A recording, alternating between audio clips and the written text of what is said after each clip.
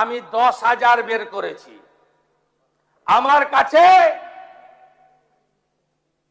12টা holding সেন্টারে আরো 1800 অপেক্ষা করছে।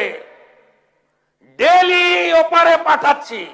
পশ্চিমবঙ্গের মুখ্যমন্ত্রী শুভেন্দু অধিকারী পশ্চিমবঙ্গের পার্লামেন্টে দাঁড়িয়ে যখন দাবি করে বাংলাদেশের 10,000কে পাঠিয়েছি, আরো পাঠাবো, তখন বাংলাদেশের পক্ষ থেকে এখনো কেন স্টেটমেন্ট দেওয়া হয়নি?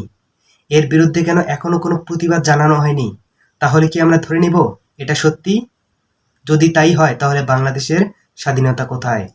আর যদি এটা মিথ্যাও হয় তাহলে বাংলাদেশের পক্ষ থেকে কেন এখনো এর বিরুদ্ধে কোনো প্রতিবাদ জানানো হয়নি? বাংলাদেশের মানুষ এর উত্তর চায়। অবশ্যই আমাদের প্রধানমন্ত্রী তারেক রহমানকে এর উত্তর দিতে হবে।